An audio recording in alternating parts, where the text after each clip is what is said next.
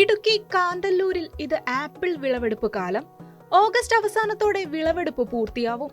മഴയുടെ ശക്തി കുറഞ്ഞതോടെ ആപ്പിൾ കാഴ്ചകൾ തേടി സഞ്ചാരികളും എത്തിത്തുടങ്ങി.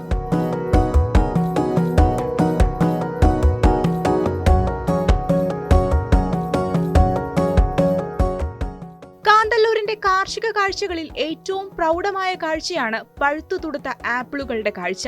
കേരളത്തിലെ മറ്റൊരു കാർഷിക ഗ്രാമത്തിനും അവകാശപ്പെടാനില്ലാത്ത കാർഷിക കാഴ്ച.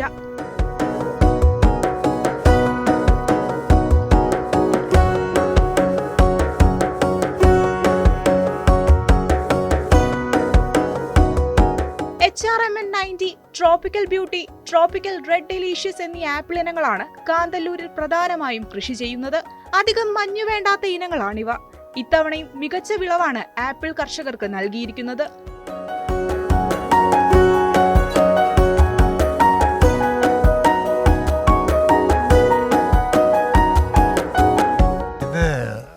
ഇവിടെ മെയിനായിട്ട് 2 വെറൈറ്റി ആപ്പിളാണ് കൃഷി ചെയ്തിരിക്കുന്നത്.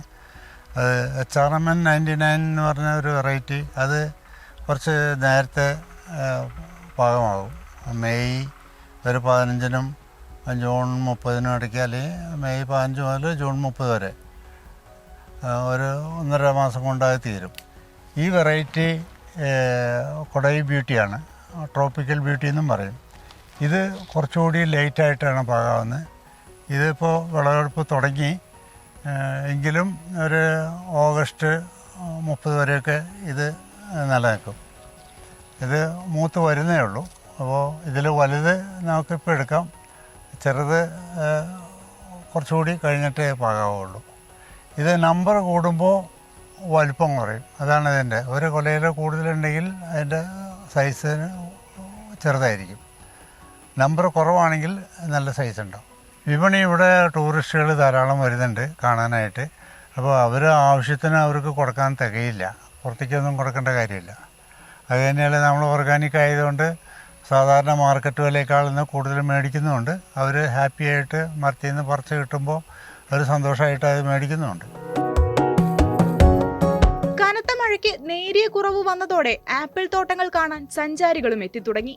ഞങ്ങളിവിടെ ടൂറിസ്റ്റ് ആയിട്ട് വന്നതാണ്. ഇവിടെ ചീനി ആപ്പിൾ ഗാർഡൻസിലാണ് ഇപ്പോൾ ഉള്ളത്. ഇവിടെ ഒരു വ്യത്യസ്ത അനുഭവമാണ് നമുക്കുള്ളത്. കാരണം വെച്ചാൽ നേരിട്ട് വന്ന് ആപ്പിൾ തോട്ടം കാണാനും നമ്മുടെ ഇഷ്ടം പോലെ പറിച്ചെടുക്കാനൊക്കെ നമുക്കൊരു അവസരം കിട്ടുന്നുണ്ട്. ഇത് പ്യൂർലി ഓർഗാനിക്കാണെന്നാണ് പറഞ്ഞത്. നല്ല ടേസ്റ്റും മധുരവും ഒക്കെ ഉണ്ട്.